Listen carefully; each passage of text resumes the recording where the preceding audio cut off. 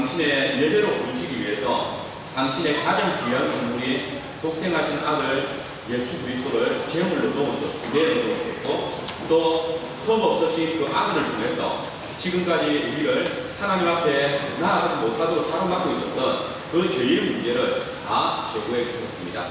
이것이 번제가 우리에게 주는 계시입니다. 그리고 하나님의 은혜와 사랑으로 하나님의 보좌 앞에 나올 수 있게 되어진 성도는 그의 온 삶을 야훼 하나님께 드려서 우리를 예배자로 삼으신 하나님의 은혜와 사랑에 감사와 기쁨을 표합니다. 이것이 우리가 내일 아침에 살필 소리의 내용입니다. 그런데 이렇게 하나님과 소통하게 되는 백성이 하나님께 자발적으로 드리는 제사가 바로 화목제입니다. 그렇기 때문에 성경에서는 자주 화목제가 번제와 속죄제와 함께 드리는 것을 볼 수 있습니다. 즉 화목제의 그 목적은 우리가 죄의 문제를 해결하고 하나님과 화목을 이루어서 우리의 삶을 하나님께 전폭적으로 의뢰하는 데 있는 것입니다. 앞에서 살핀 것처럼 번제 제물의 영적인 의미는 우리 자신을 죽이는 것이 뿐만 아니라 또 하나님 편에서 우리로 하나님과 교통의 길을 열어주시기 위해서 내어주신 그 마다드리시 예수 그리스도를 상징합니다. 그래서 그 제물은 아무것으로 드려서는 안 됩니다. 그러나 여러분, 화목제는 하나님을 기쁘시게 해드리기 위해서 자원하여 드리는 예물이기 때문에 소나 양이나 또 염소를 드리는데 흠이 없는 것이기만 하면 암수 어느 쪽이나 드릴 수 있습니다. 그런데 이 화목제를 전체적으로 읽어보면 가난한 사람들을 위해서 이 번제는 비둘기를 제물로 드릴 수 있도록 허락하고 있습니다. 그런데 화목제를 보시면 화목제에서는 비둘기의 예물이 없습니다. 왜 그럴까요? 이것은 번제는 속죄의 문제와 관계되어 있기 때문에 누구라도 드릴 수 있도록 지극히 가치가 적은 비둘기도 드릴 수 있도록 하나님께서 허락하셨지만 이 화목제는 어느 때든지 바치는 사람이 마음에 이끌리는 대로 드리는 자원제이기 때문에 하나님을 특별히 기쁘시게 하고 서운하는 날에 응답받기 위해서 스스로 드리는 예물입니다. 그렇기 때문에 가난한 자가 굳이 무리해가지고 드리지 않는다 할지라도 하나님 편에서는 그것을 체크하거나 차별하지 않으실 것을 보여주고 있는 것입니다. 이 시간에 저는 화목주에 관한 규례를 통해서 하나님께서 우리에게 화목을 선포하시는 은혜를 생각하면서 야훼께서는 화목제의 식사를 통하여 죄인된 우리와 화목을 이루신다는 주제로 말씀을 전하겠습니다. 우리 먼저 이 화목제의 근거가 어디 있는지 살펴야 합니다. 그것은 희생제물의 주범입니다. 잘 아시는 것처럼 레위기 1장, 10장에 나타난 기본적인 5가지 제사 중에 소제를 제외한 번제와 화목제, 그리고 속죄제와 속건제는 다 동물을 희생제물로 드리는 제사입니다. 번제는 속죄를 위해서 희생제물의 전부를 하나님께 태워드리는 제사입니다. 또 속죄제는 죄를 범한 자가 하나님 앞에 자신을 정결하게 하기 위해서 드리는 제사이고, 속건제는 하나님의 선물이나 규례 또는 하나님의 형상을 따라 지정받은 이웃에 대해서 그릇 행하였을 때, 부지 중에 죄를 범했을 때 드리는, 즉 이 모든 제사들은 죄와 관련되어 있다는 사실을 우리가 발견할 수 있습니다. 그러나 여러분, 화목제는 그렇지 않습니다. 화목제는 이런 특별한 목적이 없더라도 들을 수 있는 제사입니다. 그러면 화목제의 의미가 무엇입니까? 원문으로 화목제는 그 이름이 제바우 샬렘입니다. 샬렘, 곧 그의 말 그대로 평화를 위한 또는 화목을 위한 제사입니다. 하나님과 백성들 사이에 화목을 위해서 드리는 제사가 바로 화목제입니다. 우리는 화목제의 의미를 화목제사를 드리는 방법을 통해서 더 구체적으로 확인할 수 있습니다. 화목제를 드리는 방법은 오늘 본문 1절에서 5절에 잘 나타나있고 또 7장 15절 이하에 화목제를 드리는 방법뿐만 아니라 그 제물을 처리하는 방법까지 또 경계에 대해서도 밝히고 있습니다. 우선 3장을 보면 화목제의 제물이 나오는데 1절에는 소가 나옵니다. 6절에는 양이 나옵니다. 그리고 12절에는 염소를 드리는 경우를 소개합니다. 여기는 다 동일하게 흠이 없는 것으로 암수를 가리지 않고 드릴 수 있다라고 얘기합니다. 그만큼 화목제는 드리는 자의 중심과 그리고 그 형태를 따라서 자유를 표현하고 있음을 본문은 강조하고 있습니다. 또 화목제의 제물을 드리는 방식은 다른 희생 제사와 동일합니다. 제물을 드리는 자가 먼저 안수하고 자기 손으로 제물을 언제나 수편에서 잡습니다. 그 후에 제사장은 피를 취해서 단 사면에 뿌렸습니다.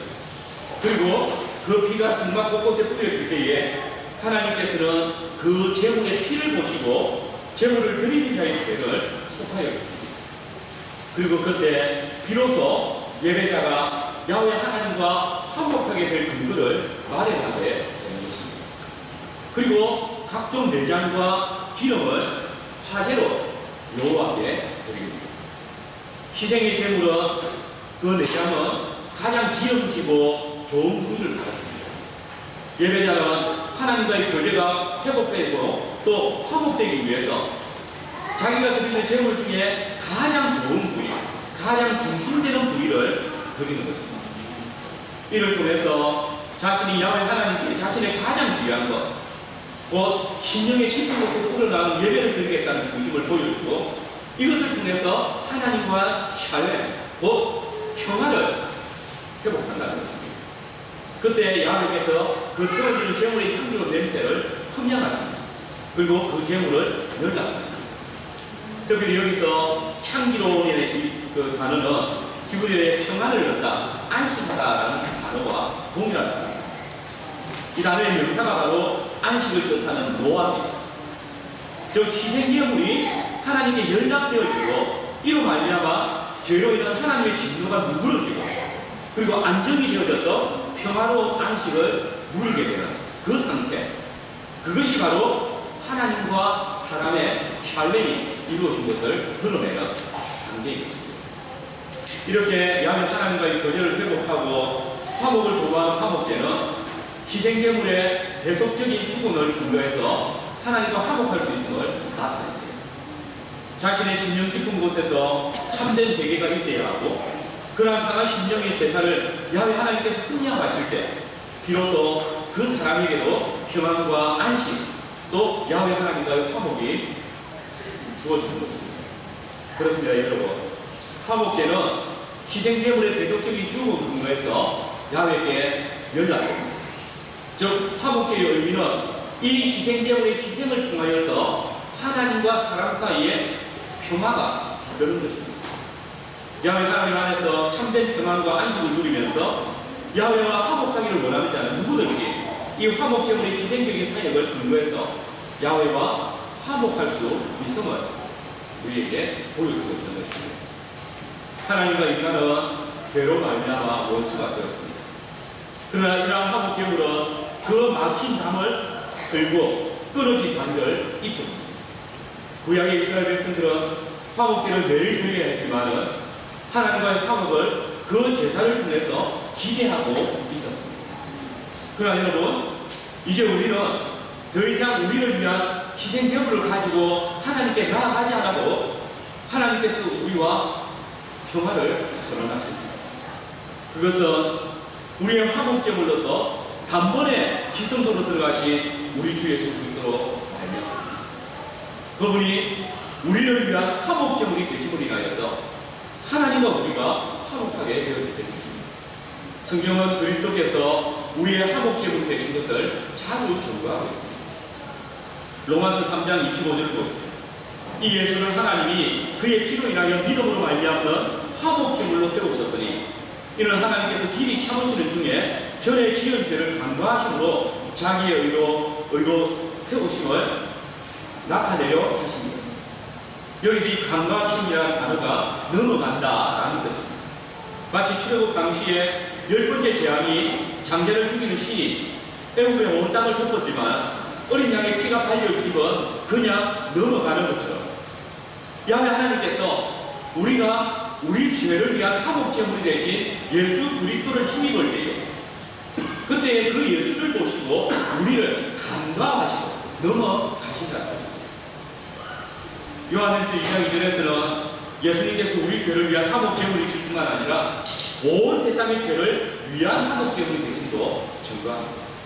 또 요한일서 4장 10절에서도 사랑은 여기 있으니 우리가 하나님을 사랑하는 것이 아니요 오직 하나님이 우리를 사랑하사 우리 죄를 위하여 화목제로 그 아들을 보내셨다라고 증거하고 있습니다. 그뿐 아닙니다. 오늘 우리가 읽은 두 번째 본문인 로마서 5장 10절과 11절의 말씀을 보면 우리가 하나님과 원수되었을 때에 그 아들의 죽으심으로 하나님으로 더불어 우리가 화목되어졌다. 화목된 자로서 그의 살아심을 위하여 구원을 얻은 것이다 라고 증거합니다. 또한 이뿐 아니라 이제 우리로 화목을 얻게 하신 우리 주 예수 그리스도로 말미암아 하나님 안에서 또한 절도하게 되었다. 우리 인생은 바로 우리 주 예수 그리스도께서 우리의 화목 제물로 죽으심을 통해서 하나님과 더불어 화목하게 되어졌고 하나님 안에서 절도하게 되었다는 것입니다. 여러분, 죄인이 하나님과 화목하게 되었다. 하나님께서 우리로 하나님과 화목하게 하시기 위해서 당신의 독생하신 아들을 화목제물로 삼으셨다. 이보다 더 놀라운 은혜가 무엇입니까? 이보다 더 큰 감격이 무엇입니까? 우리에게 있어서 하나님께서 당신의 독생하신 아들을 우리의 화목제물로 내어주셔서 죄인된 우리와 화목하게 되어졌다는 이것보다 더 놀라운 복음이 무엇이겠습니까? 하나님과 원수되었던 우리가, 하나님을 배신하던 우리가 우리의 노력이나 우리의 수고가 아니라 바로 하나님 편에서 하나님의 독생하신 아들 예수 그리스도께서 우리를 위한 화목제물이 되심으로 우리가 하나님과 화목하게 되었고 하나님 앞에서 담대히 예배로 나아가서 하나님과 더불어 절도하게 되어졌다. 이것이 하나님의 복음인 것입니다. 그렇습니다, 여러분. 우리가 야훼 하나님과 화목할 수 있는 유일한 길은 오직 그리스도밖에 없습니다. 화목 제물 대신 그리스도로 인하여서 야훼 하나님께서 우리의 죄를 간과해 주셨습니다. 우리를 즐거워하시고 받아주십니다. 이것은 우리가 하나님을 사랑한 것이 아니라 하나님께서 우리를 먼저 사랑하심에 방법입니다. 그의 아들을 버리는 것이 곧 세상의 화목이 된 것입니다. 사랑하는 성도 여러분, 여러분들은 우리 주 예수 그리스도 안에서 하나님과 화목된 분들입니다. 우리 주 예수 그리스도의 보혈로 하나님께서 저와 여러분을 그 죄악을 간과해 주시고 우리를 용납해 주십니다. 우리와 화목하십니다. 이 시간 우리 주 예수 그리스도의 희생을 통하여서 누리게 되어진 이 하나님과의 화평, 하나님 앞에서의 기쁨과 즐거움을 보존하시기를 바랍니다. 그리고 날마다 우리를 하나님과 화목하게 하신 우리 주 예수 그리스도의 보혈의 공로를 믿고 의지하십시오. 우리 주에 보내신 그 성령으로 인하여서 우리가 주와 함께 동행할 수 있는 놀라운 역사를 경험하는 것입니다. 기억하십시오. 그는 우리 죄를 위한 화목 제물이니 우리만 위할 뿐 아니요 온 세상의 죄를 위하십니다. 두 번째로, 그리고 이 화목 제사의 성격은 어떤 것입니까? 그런데 이 화목 제에는 다른 희생 제사와 다르게 특이한 점이 한 가지 있습니다. 곧 예배자가 제사 제물을 제사를 집례한 자들과 함께 먹을 수 있다는 것입니다. 먼저는 야훼께서 그 제물을 연락하십니다. 야훼께서 드린 제물을 연락하신 방법은 낮에 살폈던 것처럼 불로 태워드릴 때 그 향기를 하나님께서 흠양하시는 방법을 통했습니다. 아론으로 말미암아 첫 번째 제사가 드려진 직후에 상황이 있습니다. 레위기 9장 24절에 보면 불이 야훼 앞에서 나와 단위의 번제물과 기름을 사르지. 여기서 이 사른지라라는 단어는 직역하면 삼켰다는 말입니다. 먹었다는 말입니다. 야훼 하나님께서 백성들이 바친 제물을 불로서 삼키시고 드셨다는 것입니다. 그리고 3장 5절에서는 이것을 흠양하셨다고 하고 있습니다. 이런 표현들은 야훼 하나님을 사람과 같이 의인화해서 야훼 하나님께서 사람이 드리는 제사를 연락하셨다. 그것을 냄새를 맡으셨다. 흠양하셨다. 그리고 고기를 드신 것처럼 불로 삼켰다. 살았다. 이렇게 번역하고 있는 것입니다. 그리고 이 제물은 제사를 지내는 제사장들도 함께 먹습니다. 우리가 함께 읽지는 않았지만은 7장 28절에서 34절까지의 내용을 보시면 화목 제사를 지내는 제사장에 대해서 이야기를 하고 있습니다. 화목 제물 중에 가슴은 야훼께 흔들어 드리는 요제로 드리고 그것은 아론과 그 자손들에게로 돌려졌습니다. 그리고 우편 뒷다리는 올려드리는 이 거제로 드리고 제사장들의 소득으로 삼았습니다. 그래서 34절에 이렇게 기록합니다. 내가 이스라엘 자손의 화목제 중에서 그 흔든 가슴과 든 뒷다리를 취하여 제사장 아론과 그 자손에게 주었나니 이는 이스라엘 자손에게 받을 영원한 소득이다. 즉 제물 중에 가장 맛있는 부위를 성막에 봉사를 하고 있는 제사장들 그리고 제사장의 무리들에게 제공되어지는 것입니다. 그렇습니다. 화목 제사는 야훼 하나님께서 그 제물의 향을 맡으시고 고기를 불로 드실 뿐만 아니라 그리고 제사를 집례한 제사장들도 성막에서 야훼 하나님과 함께 식사를 하는 그런 제사입니다. 그런데 여러분, 더 놀라운 것은 야훼 하나님과 제사장들이 제물에 함께 참여할 뿐만 아니라 예배자, 곧 이 제물을 드린 사람도 함께 이 식사에 참여하는 것이 화목제입니다. 7장 15절에서 18절의 말씀입니다. 여기서 먹는 자가 다 드리는 자입니다. 여기에 보면 제물을 드린 자가 그 고기를 먹는 방법이 두 가지로 공고되어 있습니다. 15절에는 감사함으로 드리는 화목제물은 희생의 고기를 드리는 그날에 다 먹으라 이야기합니다. 이튿날 아침까지 주지 말라고 이야기합니다. 16절에 서원을 하거나 자원해서 드리는 그 화목제물은 그날과 이튿날 먹을 수 있지만 3일은 넘겨서는 안 된다라고 규정합니다. 만약 기한을 넘기면 그 제사는 연락되지 않을 뿐만 아니라 도리어 가증한 것이 되어서 그것을 먹는 자가 당할 것이다 라고 그렇게 생각하고 있습니다. 소, 양, 염소를 감사제로 드린 사람은 하루 만에 다 이것을 먹지 못합니다. 그리고 서원제나 자원제로 드린 희생제사를 하더라도 이틀 만에 다 먹기 힘듭니다.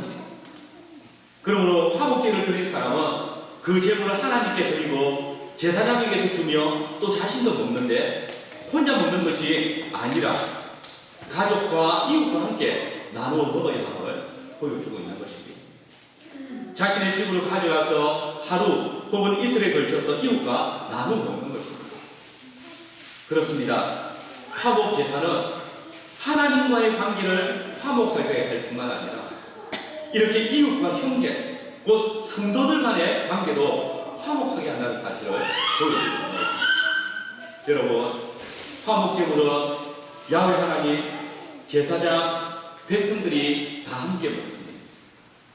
여기서 식사를 한다는 것은 하나님과 인간 사이, 그리고 인간 상호 간에 부드럽고 화기애애한 그런 언약의 교제와 사랑을 나누고 있다는 것을 보여줍니다. 화목제의 고기는 하나님께 기쁨을 주는 것입니다. 동시에 하나님의 친구들이 제사장들에게도 그것을 마음껏 즐기도록 하셨고 또 제물을 통해서 가난한 자들도 돌아볼 수 있는 자기의 이웃과 형제들을 돌아볼 수 있는 그런 구제책도 되도록 하신 것입니다.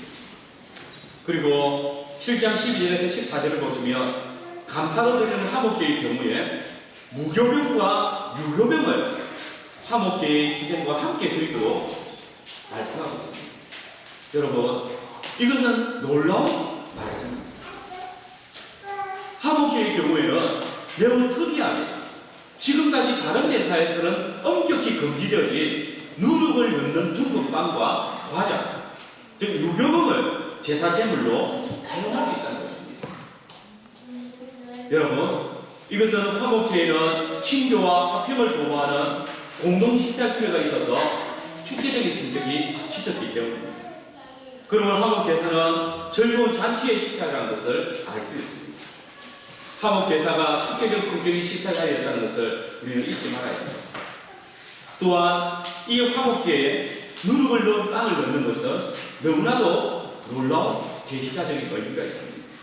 여러분, 왜 우리는 누룩 넣은 빵을 먹는지 알아야 합니다.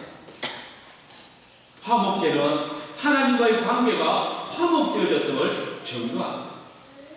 그러나 무교병은 하나님께서 그 백성들을 애굽에서 또 죄악에서 구원하시는 것을 보여주고 있습니다. 그러므로 우리가 성찬에서 그리스도 안에서 우리가 하나님과 화평을 가지게 되었기에 우리는 성찬식에서 더 이상 애굽 곧 죄악에 있는 자처럼 하나님의 진노로 급히 빵을 먹는, 무교병을 먹는, 무릎 없는 빵을 먹는 그런 행위를 하지 않습니다. 우리는 이 사실을 예수님께서 유월절, 곧 무교병을 먹어야 할 절기에 성찬 열식을 제정하시면서 제자들에게 주신 빵과 그리고 잔을 통해서 알 수 있습니다. 여러분, 무교절 기간 동안에 누룩을 가지고 있으면 안 됩니다. 유교병을 먹으면 타국인이나 공국인이나 끊쳐진다라고 규정하고 있습니다. 이것은 이스라엘 백성들의 출애굽이 얼마나 급하게 이루어졌는지를 보여주고 있습니다. 그러나 여러분, 이제 그리스도 안에서 우리는 더 이상 죄에서 탈출할 이유가 없습니다. 이제 그리스도 안에서 참된 안식을 누리고, 그러므로 하나님께서는 우리에게 포도주를 주십니다. 그래서 유교병을 주십니다. 더 이상 우리는 성찬식에서 무교병을 먹지 않는 것은 우리 주 예수 그리스도로 말미암아 하나님과 화목하게 되어졌고, 더 이상 우리가 죄의 속박을 받는 것이 아니라 죄에서 자유함을 누리며 하나님을 향해 나아가고 있기 때문입니다. 그렇습니다, 여러분. 우리는 구약의 화목제물은 인류를 구원하신 그리스도의 사역을 예표하는 것임을 이미 알고 있습니다. 그리고 이 화목제는 바로 하나님과 제사장들과 그의 백성들이 함께 어울리는 즐거운 식사의 자리입니다. 그럼 여러분, 화목제물로 드려진 그리스도의 구속 사건을 대표해서 식사의 자리로 나타난 것이 무엇입니까? 신약에 어디에서 우리는 이러한 사실을 발견합니다. 예수님께서 오병이어의 사건이 있던 시기에 그 사건을 설명해 주시면서 하신 말씀입니다. 요한복음 6장 53절에서 55절의 말씀입니다. 예수께서 이르시되 내가 진실로 진실로 너희에게 이르노니 인자의 살을 먹지 아니하고 인자의 피를 마시지 아니하면 너희 속에 생명이 없느니라. 내 살을 먹고 내 피를 마시는 자는 영생을 가졌고 마지막 날에 내가 그를 다시 살리리니 내 살은 참된 양식이요 내 피는 참된 동물. 그리고 예수님께서 잡히신 전날 밤에 제자들을 모으시고 최후의 만찬을 하십니다. 이때 예수님께서 하신 말씀입니다. 마태복음 26장 26절에 28절입니다. 저희가 먹을 때에 예수께서 떡을 가지다 축복하시고 떼어 제자들을 주시며 가라사대 받아 먹으라 이것이 내 몸이니라 하시고 또 잔을 가지다 차례하시고 저희에게 주시며 가라사대 너희가 다 이것을 마시라 이것은 죄삼을 얻게 하려고 많은 사람을 위하여 흘리는 바 나의 피 곧 언약의 피. 여러분, 예수님께서는 그의 구원 사역을 통하여서 영생을 당신은 곧 그리스도를 먹고 마심을 통해서 얻을 수 있다는 것을 가르쳐줍니다. 예수님께서 생명의 떡이며 생명의 물이시기 때문에 그를 먹고 마시는 자만이 영생을 누릴 수 있다는 것을 말씀하십니다. 이것은 그리스도를 먹고 마시는 그리스도의 식당으로 제자를 초대함을 통해서 분명하게 드러납니다. 유의 바울은 이 말씀을 고린도 교회에 다시 언급했습니다. 고린도전서 11장 23절 26절 말씀을 보면 내가 너희에게 전한 것을 주께 받은 것이니 곧 주 예수께서 잡으시던 분에 떡을 가지다 축사하시고 떼어 가라사대 이것은 너희를 위하여 내 몸이니 이것을 위하여 나를 기념하라 하시고 19회 또한 이와 같이 잔을 가지시고 가라사대 이 잔은 내 피로 세운 새 언약이니 이것을 위하여 마실 때마다 나를 기념하라 하셨으니 이 떡을 먹으면 이 잔을 마실 때마다 주의 죽으심을 오실 때까지 전하는 것입니다. 여러분, 여기서 예수님께서는 바울을 통해서 예수님께서 잡히시던 전날 밤에 행하셨던 것을 재현하셨습니다. 그것이 곧 성찬입니다. 떡을 먹고 잔을 마심으로 그리스도의 죽으심을 전하는 것이라 하면서 이것을 늘 기념하며 지키라고 말씀하십니다. 그리고 고린도후서 11장에서 성찬을 언급하는 문맥은 식사의 문맥입니다. 너희가 먹고 마실 집이 없느냐? 만일 누구든지 시장하거든 집에서 먹을지니 이는 너희의 판단받는 모임이 되지 않게 하려 합니다. 여러분, 화목제는 하나님과 백성들 사이에 화목이 이루어진 교제의 식사의 자리입니다. 그래서 예수님께서는 당신의 살을 생명의 떡이라 말씀하시고 마지막 만찬상에서는 제자들에게 당신의 살을 먹고 피를 마실 것을 명하시며 이것을 기억하고 지키라고 말씀하십니다. 그러므로 이 성찬은 구약의 화목제사의 제형이고 동시에 이 성찬은 화목제와 같이 하나님과 교제의 식사를 나누는 자리임을 알아야 합니다. 여러분, 화목제사에서는 야훼와 제사장 그리고 백성이 함께 제물을 먹고 마시는 교제의 식사였습니다. 이런 방식으로 성도는 하나님과의 교제를 확인합니다. 그러나 여러분, 이것은 그림자였습니다. 그리스도를 먹고 마심으로 하나님과 누릴 영적인 축복에 대한 그림자의 불과했습니다. 그리스도께서 이 땅에 오셔서 죽으심으로 살을 나누어 주시고 피를 나누어 주셨습니다. 신약의 성도들은 그 살을 먹고 그 피를 마심으로 하나님과 화목하게 되고 교제의 식사를 나누게 됩니다. 교회는 이것을 성찬이라 명하며 지켜오고 있습니다. 그러므로 이 성찬은 야훼와 화목된 기쁨의 축제와 같은 식사의 자리가 된다는 것을 잊지 말아야 합니다. 여러분, 우리 교회가 매주일 가지는 성찬은 야훼 하나님과 나누는 기쁨의 식사의 자리입니다. 이 시간은 잔치의 시간이며 축제의 시간입니다. 우리가 야훼 하나님과 더불어 같은 식탁에서 함께 식사를 하는 것입니다. 얼마나 놀랍고 기쁜 일입니다. 하나님께서 그 자리를 허락하지 않는다면 감히 우리가 어찌 그 자리에 나아갈 수 있겠습니까? 진실로 우리는 성찬을 통해서 하나님과 더욱 깊은 교제를 나누며 기쁨으로 주의 상에 참여하게 되는 것입니다. 그러나 이런 축제 가운데서 참으로 가슴이 아픈 것이 하나 있습니다. 야훼와 우리를 기쁨의 식사의 자리로 초대하기 위해서 그리스도께서 살 찢으시고 피를 흘릴 수밖에 없다는 것입니다. 그분이 징계를 받음으로 우리가 평화를 누리게 되었습니다.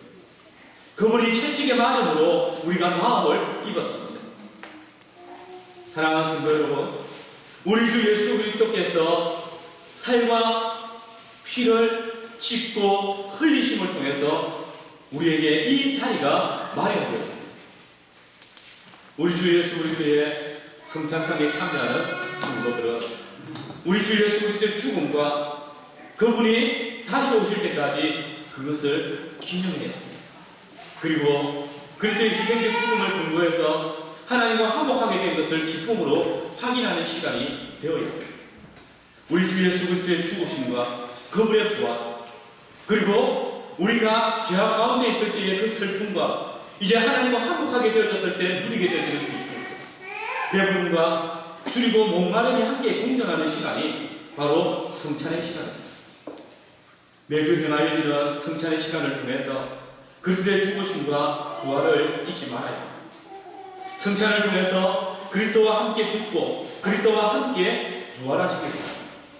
나의 죄 때문에 한없이 슬퍼하시고 당신의 독생하신 아들을 주시기까지 우리도 화목하게 하시기를 원하시는 주님, 우리 주 예수 그리스도의 보혈로 인하여서 이 하나님과의 관계가 회복되어진 놀라운 사실을 기억하며 우리로 주님께서 우리를 위하여서 보혈을 흘리시며 엄부에까지 내려가시며 이제 주의 보좌에 이르기까지 우리를 인도하시는 것을 경험하고 또한 기뻐할 수 있기를 바랍니다. 마지막으로 화목 제사가 금지하는 것이 있습니다. 그것이 무엇입니까?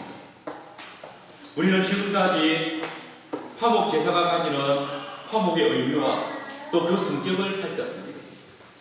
화목 제사는 희생 제사에 근거한 것이고 야훼와 교제의 식탁을 가지는 것입니다.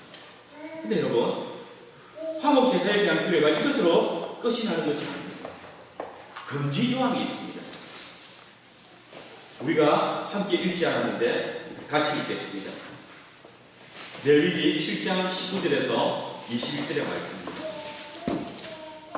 같이 읽겠습니다. 19절에서 21절까지 같이 읽겠습니다.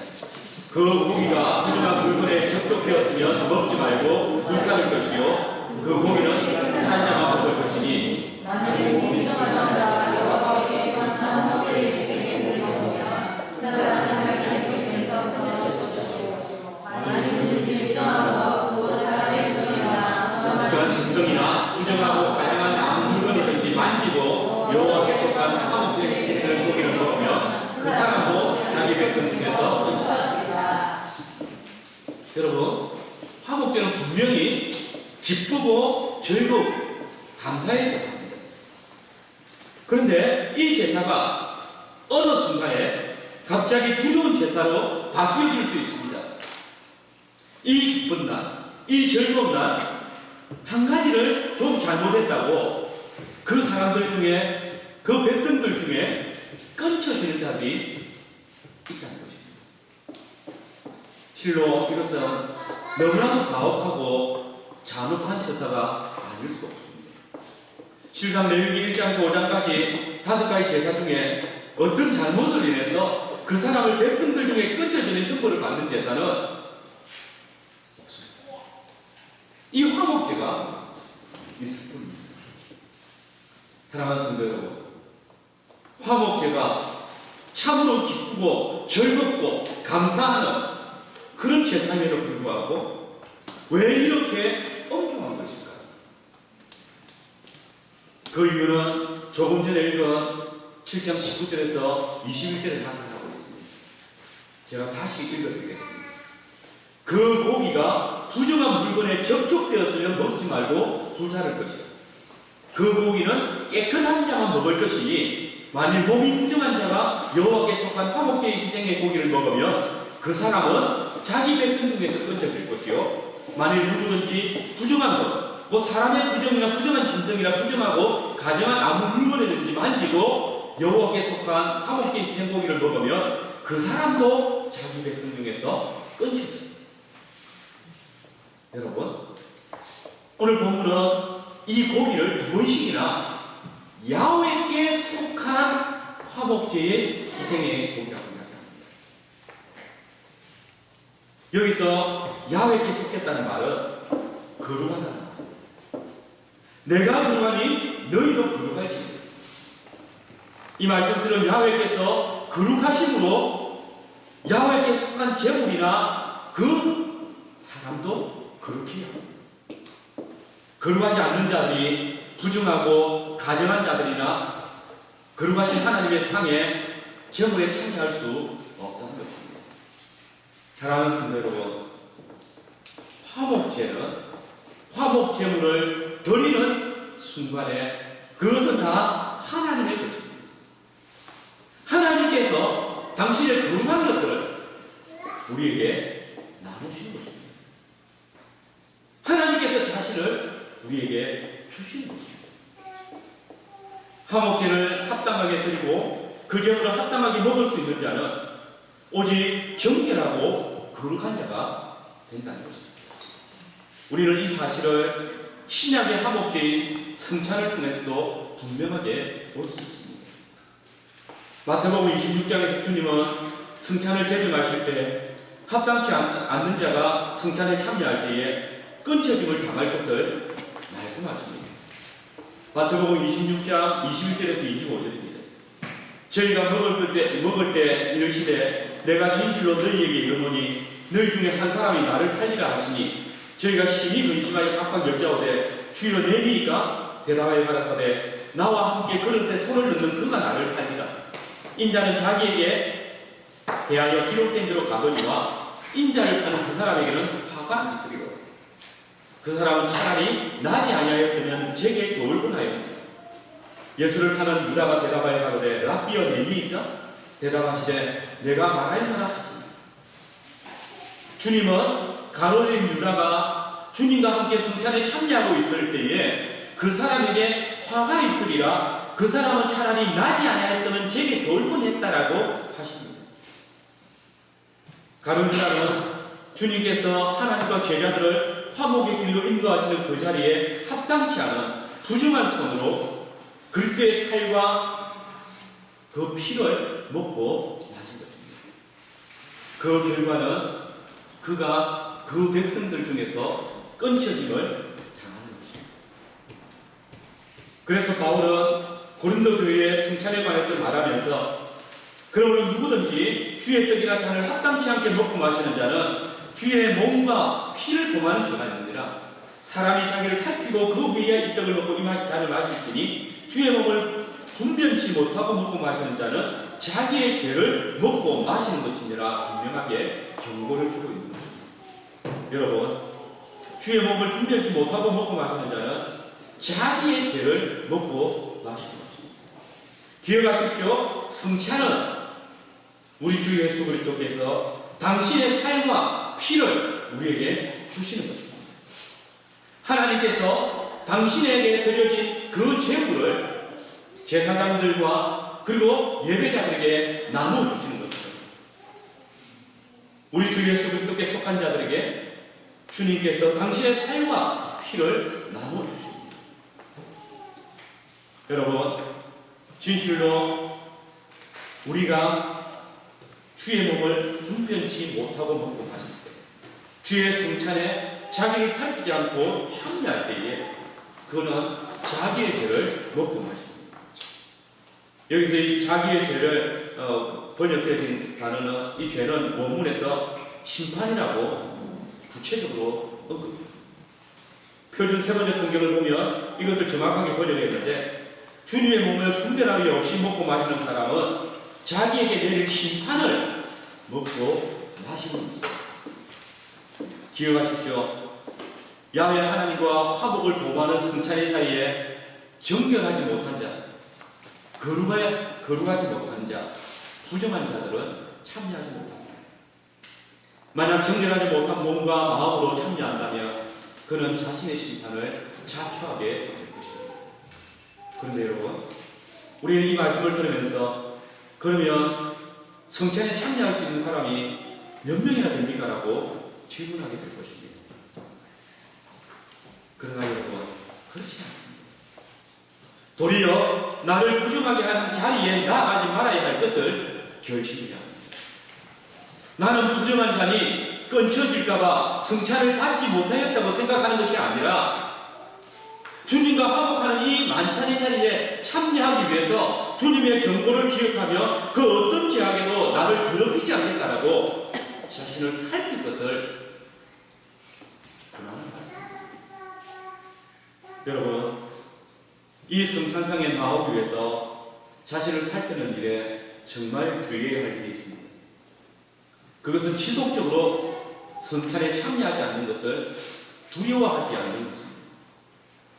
오늘 어느 성도들은 당의 죄질을 당한 것도 아니고 또 공적으로 죄를 고백한 것도 아닌데 소위 자기를 살피며 성찬을 더럽히지 않는다는 명목으로 지속적으로 성찬에 참여하지 않는 자들도 있습니다.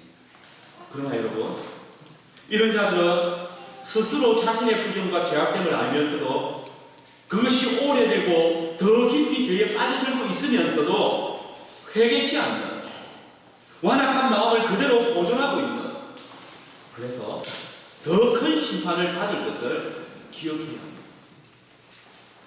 여러분, 성찬을 드리지 않을 때와 드릴 때의 삶이 달라요. 성찬을 받는 자와 그렇지 않는 자의 삶이 달라요. 그리고 행여나 야훼 앞에서 순결하지 못한 몸과 마음으로 떡과 잔을 받는 자가 없는지 우리가 날마다 살펴야 합니다. 왜냐하면 이것이 주의 몸된 자신을 살피는 일이기 때문입니다.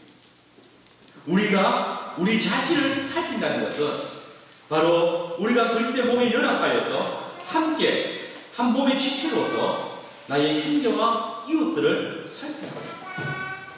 화목제의 제사가 그 성찬에 그 드려진 제물을 통하여서 그 이웃과 형제를 살피며 가난한 자를 돌아보는 것처럼 우리는 주의 성찬에 참여할 때에 우리 자신을 살필 뿐만 아니라 우리의 형제와 이웃들을 살피며 특별히 가난한 자들, 영적으로 빈곤한 자들, 그리고 그 심령이 연약한 자들을 살펴야 할 책임이 있는 것입니다.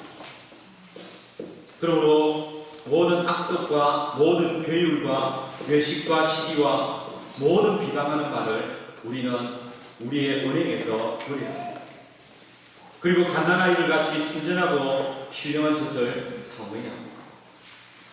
이것이 우리를 구원에 이르도록 자라게 할 것이기 때문입니다.